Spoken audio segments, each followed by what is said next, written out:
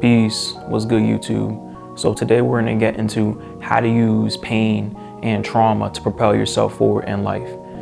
So the way that you want to look at this, whenever you look at any story in fiction, whether it be anime, movies, TV shows, whatever the case may be, you want to take a look at the origin story of these characters and see just how that allows that character to become who they are, hero or villain. In the Eric Killmonger video I made before, I showed you how his past and all the stuff that happened to him, you know how his father died, he was killed by his own brother in the beginning of the Black Panther movie.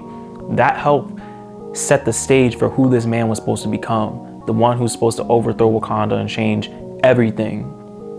And that same trope not only plays itself out throughout other stories, TV shows, animes, whatever the case may be, but it also does in daily life. They make shows and movies and anime, all these things like this for a reason. And it's more than just entertainment. It's meant to tell you a different story. And the reason why I like to take characters from movies and anime and syncretize it to spirituality and how to improve yourself is because if you really take these symbols and you look at it through the lens of your own life, you can transcend the human suffering. So pain and trauma is actually your best friend. And the reason why is because if you didn't have it, let's be real, if you had no adversity, there'd be nothing to strive for in life. Absolutely nothing. Why would you? Why would you question anything outside of your current reality, outside of whatever you've been told? Why would you stick your neck out for anything different when everything's perfect and fine? You know, you're here for a reason. There's a reason why Jesus came down to earth, right? If we're looking through the lens of Christianity, right? There's a reason why Jesus came down to earth. He didn't have to, but there's a reason why he did. There's a reason why, you know, let's say for example, you know, God himself, right? If you're looking at through Trinitarian doctrine, right? God himself incarnated as a human to go through the human experience, you know, to save humanity as Messiah, right? Think about the same thing as why you incarnated. You know, learn how to relate these stories to you. Why did you incarnate? Why did you reincarnate? Why are you here again after being here for who knows how many times? There's a reason, and there's a reason why through the many lives that we go through, we have to deal with the constant realities of human life, whether it's suffering, you know, something's always going on with your family, something's always going on with the world, something's always going on with nature, you know, there's always something going on. It seems like there's an ever increasing distance between society and a utopia. You know, life here can never really truly be perfect. And this is exactly why they attribute the Buddha's sayings to saying, you know, his whole philosophy was that life truly is suffering. But what does that really mean? What does the suffering in your life really mean? And we're going to get into that right now. So what does life is suffering really mean? What is all this pain and trauma for? You know, it's what drives us to seek spirituality. It's what drives us, it's what brings us back to spirituality at the end of the day. There's people that are millionaires, billionaires, that are completely distraught, that are still sick in the mind, still sick emotionally. Why is that? Where is, you know, and they always have a story, not all of them, but some of them end up killing themselves. You know what I'm saying? Or they just go off the rails, do a bunch of degenerate shit. Why is that the case? It's because they're devoid of spirituality. Any spiritual path, be it religion or whatever the case may be, you know, they have yet to find the truth of themselves. And money can't cover up that. You know, wealth, status can't fill that gap. You know, only spirituality can truly fill that gap. And that's why you see a lot of them turn to religion. A lot of people turn to religion, you know, as they age through in life, because when you first start off in life, you actually go through the chakras as you age forward. And in one of the chakra books I read, I'm pretty sure it was the Chakra Beginner Guide, one of them, I think, or it might have been the Ultimate Guidebook to Chakras, whichever it was. You go through the stages of chakras naturally through your life, but you can accelerate those stages if you do spiritual work. You can accelerate going through the chakras naturally if you do your spiritual work. So when people get into the higher chakras, once they get to the heart space, that's usually around, late 20s to 30s. That's when they start choosing whether they want to live for others or whether they want to live for themselves. And by living for themselves, they are still helping others, through whatever work they choose to do, through whoever they choose to be. And as they get into the higher chakras, that's when the truth really comes out of who and what they are and what they're supposed to do here. This is why they say respect your elders, because the elders have truly, I'm not gonna say all of them, because there's still some dumbass elders out there. But what I am gonna say is that naturally, you're supposed to have gained a certain amount of wisdom the longer you're on this planet. And we go through pain, trauma, and suffering to truly give us a GPS back to our higher selves. If you really think about it, if life were supposed to be perfect, it would be, but it's not. And that sounds very simple, but the application and the understanding of it is something that a lot of people do not get. Why do you think we are constantly, everything that you do is constantly to make your life better? Everything that you do to make your survival here much more comfortable, everything. And that's why it's so easily for society and people that want to control you to manipulate you once they use your survival instincts against you. That is exactly why it's so much easier to manipulate you that way. And what the best thing is for you to do is to learn how to let go of those desires and not let them control you. Not saying you can't live here without survival instinct. You're still going to have to learn how to survive and thrive in the spiritual sense and also in the physical sense. You're still going to have to remember how to survive and thrive. But what you are supposed to do is you're supposed to take your pain and your suffering and use it as a lesson, a tool for you. All these things happen because they're tools for you. I remember I got a reading by Khadija Samdi. If you haven't heard of her, look into her website, Samdi Readings. But I got a reading from her. And actually, no, this was during hypnotherapy, not my reading, but still get a reading if you can. And I remember, going through my many different lives, but when I talked about my current life, this one, and I was talking about, the story, not only of how, my mother being an abusive alcoholic, my father, not necessarily being able to be in my life for a while up until I was older, and she was saying, for a long time as a child, that hurt me, what I'm saying? But as I got older, I started to really understand the bigger picture and all of this. And I was able to forge my own path, with my own mind and my own lessons and, forge a path forward for myself rather than falling victim to it. And so that was me before I was really into spirituality, taking matters into my own hands and still finding a way forward. And that is essentially what you're supposed to do with your pain and your suffering. And what she told me when I told her that story was that I chose good parents.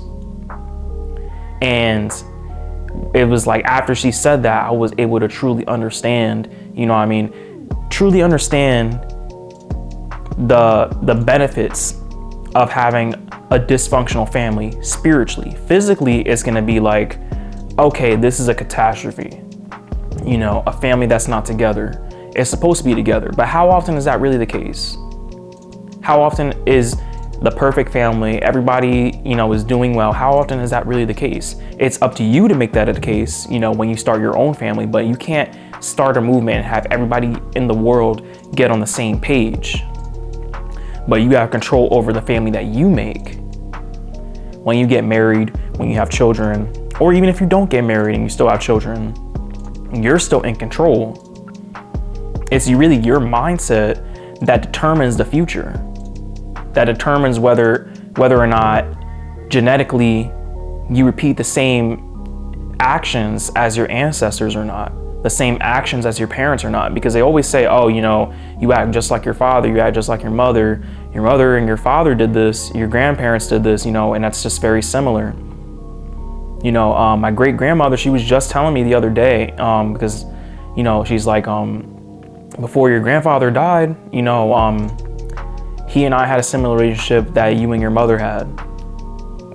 And it's funny because when it comes to those things, we have to really look at them through the lens of, okay, is this going to continue with me or is this going to end with me? That's how you're supposed to look at your pain and suffering. And the reason why I used Naruto as an example the other day when I made that Naruto video about how he took his pain and suffering and his rejection, the rejection of himself from society, and used that to still become the leader that he was meant and destined to be. He didn't let any of his trauma, any of him being an outcast, he didn't let that affect him. He used it and took that negative energy and made it into positive energy for himself. And you can do that with your human experience. You can do that with the suffering in your human experience, but it all starts in your mind. If you don't get your mind right, then you can never take that pain and transmute it and help you become successful, help yourself become successful. And that's really what we're looking at here. We're looking at how to alchemize the pain and turn it into success, turn it into prosperity. Your pain is your biggest tool to use as a form of prosperity. But a lot of us use it to destroy ourselves. We use it to destroy society. And we use it to degenerate spiritually everything around us and allow our shadows to take control over us. But that's not what it's there for.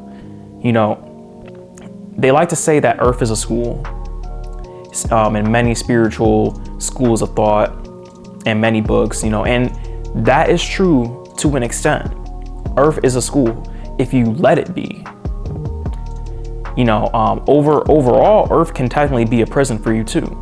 It's technically a prison for your mind and your imagination, but only if you allow it to be, because once you spiritually educate yourself, then Earth does become a school, because now you're seeing it through a different light. You're seeing your pain and your suffering through a different light, because you know what? At the end of the day, once you're really spiritually educated enough, then you can look at life and death and be like, you know what? I already know where I'm going after this. I already know what's happening after this. I already know that none of this is technically real. We like to say this is a matrix. Then why are we allowing our pain and our suffering to truly take so much control over our lives, to dictate who we are personally? You know, why are we allowing it to dictate our new experiences and control the narrative everywhere that we go? It's because you're allowing it to be a matrix. The bigger matrix than that of those who want to control you want it to be is the one that you make for yourself. Point blank, period. It really is.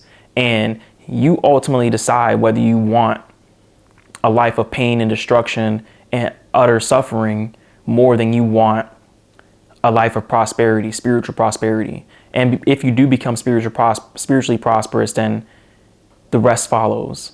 Your life will even out, because now you're living with a higher purpose. So this is exactly why, you know, Jesus, right? If we're going to use Jesus as an example, is exactly why Jesus didn't focus on physicality first. And you know, in certain texts where they explain his life, they say that Jesus went and he learned spirituality before he went and did anything else. That's exactly why when he was being tempted by the devil, Jesus chose to follow the Father instead of taking the earthly kingdoms for himself. The devil couldn't tempt him with that. See, the problem is that a lot of us are getting caught up in worldly pleasures instead of focusing on our higher selves. You have to truly be pure of heart with everything that you do. And to be pure of heart, if you're truly about worldly pleasures, then let it be about worldly pleasures. But don't try to muddle in spirituality with it. You know, and if you want to flip the script, then you have to be all in with your spiritual work. You have to be constantly, you know, doing the work, looking for the meaning in everything that happens to you, and truly following through with the messages that are given to you, and actually making progress, you know, truly evaluating yourself emotionally and learning to get your emotions in check, changing the way that you think, changing your subconscious mind. There's tons of books and information out there for us to do the work. You know, it's more than just comparing astrology signs. And this is exactly why I don't even really like to say that this is really about spirituality. This is truly about your own development. as a spiritual being, yes. But it's truly about inner science. And with inner science, will come the conclusion of that suffering story. Life is suffering mainly because all the things that we seek are fleeting. They're low-key an illusion, because you can experience something really, really good, and at some point, that good experience is going to fade away. It's going to slip through your fingers. And then you're left with the silence and then the inevitable lows of whatever's going to come later on. But if you're right mentally and you're right emotionally, then whatever lows that you face in life won't be able to faze you anymore. That's truly what the Buddha means when they're describing life is truly suffering. And truthfully enough, there really wasn't just one Buddha. Buddha is a title that you attain through doing spiritual work, through becoming enlightened, through being an enlightened one. That's a title that you achieve. So instead of following the Buddha, instead of following Jesus, why don't you focus on taking those actions that were described in these stories and becoming it? That's why the Symbols of Power series exists on this channel. So you can take those experiences and really become it. And I think a really good example too is also Pain from Naruto too, because Pain himself truly represents pain. You saw how Pain, Nagato, and Konan were orphaned and growing up. And all the shit that they dealt with, and the crazy politics of the Hidden Rain Village, all those things. And Jiraiya did his best with them, raising them to become upstanding ninjas. But at the end of the day, all the things that happened turned them inwards. They had to become villains. And the reason why they became villains is because they did take a dark path, right? But at the end of the day, that dark path was necessary. It was necessary. And the reason why I say it was necessary, if you really look at Pain and you look at Naruto, they're almost spitting images of each other. Or at least when Pain takes Yahiko's body, they're almost spitting images of each other. And I think even when Pain and Naruto are fighting, Naruto realizes that that's literally who he could have become if he allowed his pain and his suffering to truly take root and truly drive him, and control him. But he's the one that ends up changing Nagato's heart. And because he's able to change his heart, Nagato is able to still do one last good thing. He's able to still, bring his heart back to the light after being in the darkness for so long and committing all the atrocities that the Akatsuki committed, truthfully. And that's one of the things I really love about Naruto Shippuden, because it shows you in so many different ways the things that we go through spiritually. And a lot of the stuff, like, we deal with so much shit, but you have to see it as this is a part of your story. Who you become as a result of what you deal with, as a result of the suffering of the human experience. The only thing that's really guaranteed while you're here is the inevitable suffering. And of course, there's still the inverse of that. There's still highs that you're going to have in your life. But it's up to you to really have, like, whatever mindset that you carry through this. That's really going to determine who you become and how effective you are and whatever message you have to bring to this school that we call Earth, to this life. Whether it's just affecting those around you, or whether it's affecting people around the Earth, it's really up to you at the end of the day. And the way that you do that is just being truthful and truthfully getting your mind right. This is exactly why I talk about this. You have to have the discipline. Meditation is such an effective tool for yourself. And it's an effective tool simply because it allows you to shut out the world in front of you and start looking at the world within.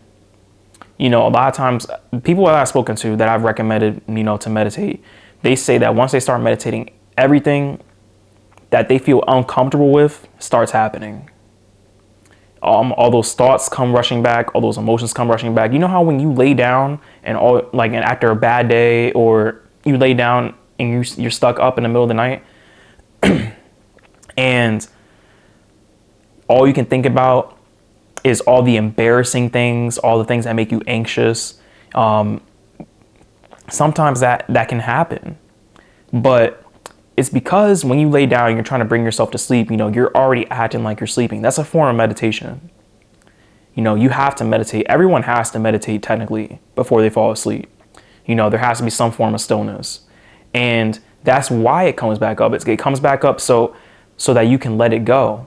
So imagine doing that and just going through the emotions and truthfully allowing them to pass through. Imagine doing that. Imagine how much of a better person you could be if you worked at that every single day, so that you can use that pain. And once you fully let go of it, now it's just become raw energy. Now you can use that to achieve your goals. Now you can use that to start that business that you want to start.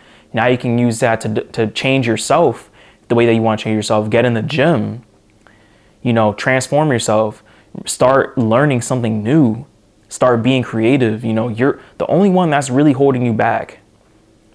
It's not some cabal around the world. I'm not saying that there's not people that want to control the way that you think, that want to control your world, that want to keep you stuck in a low vibrational, fearful mindset in a life of suffering. I'm not saying there's not people out there like that. There absolutely are. But what I am saying is that their effect on you is minimal in comparison to the effect that you have on yourself. So that's why I'm saying you have to really be able to look within and find what's plaguing you. Look within and find what's inside of you, to really take that and turn into energy to use for yourself to get better, to use to develop yourself spiritually. Because truthfully, you're not helpless unless you decided in your mind that you're helpless. You decided in your mind that you're going to be depressed, decided in your mind that you're going to be anxious, decided in your mind that you're going to be unsuccessful, that your goals aren't achievable. Decided in your mind that life just sucks. Yes, it's guaranteed that things are going to happen in your life, but whether you look at it as a good or a bad thing is dependent on your outlook on life. Is dependent on how much control you really have spiritually over yourself, emotionally over yourself. Because the same two people, one could be doing the spiritual work and the other cannot be doing spiritual work. Same two people can go through the same thing, experience the same thing, and one of them can come out better from it. The other can come out worse, going through the same thing at the same time. So that truly tells you everything that you go through here is truly dependent on your mindset. Everything. So I think I'm going to leave it at that for right now. There's a lot more that could really be said about the pain, but really, truthfully, pain is like sexual energy. It needs to be transmuted into something greater. Any lower emotion, any lower negativity can all be transmuted. At the end of the day, whether it's positive or negative, it's two sides of the same coin. And that's still one experience, still energy all at the end of the day. It just depends on how you look at it. And the reason why I recommend spirituality, whatever way works for you, I don't care if it's religion, I don't care if it's, meditation, occult science, whatever the case may be, whatever works for you, wherever you feel guided, go for it. But that's why I recommend it so much, because that's truthfully the only solution to this. Unless you just don't want to do anything about it, you just want to remain a victim.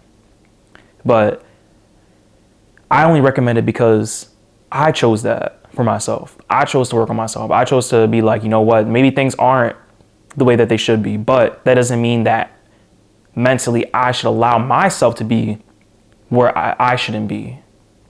I shouldn't allow myself to fall back, And truthfully, the only thing that you really could do is pull yourself by the bootstraps and just keep going forward. You have to forge a way for yourself.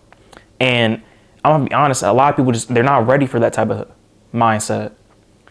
They rather have somebody do it for them. But just keep in mind, when you allow someone to do it for you, they're driving the vehicle.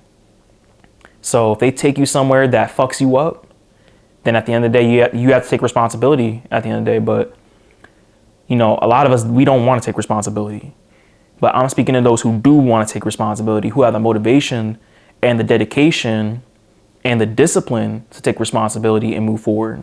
That's who I'm speaking to. And if you do have that, then you already know what to do. You already know the information to look for. You already know the work to get on. And it starts with accountability itself. So if you're not writing that down, if you're not writing down what you need to be accountable of, then you need to start. If you haven't started the things that you want to start, then you need to start those. If you haven't done the research that you needed to do, well, that's why I give out books in the descriptions of my YouTube videos. And you can also search for the books yourselves. But that's why I give out those books too. So that way you have a frame of reference of where to start, and you can build upon that as time goes forward. So that's the video. Hope you enjoy the content. Like, comment, share, subscribe. Peace.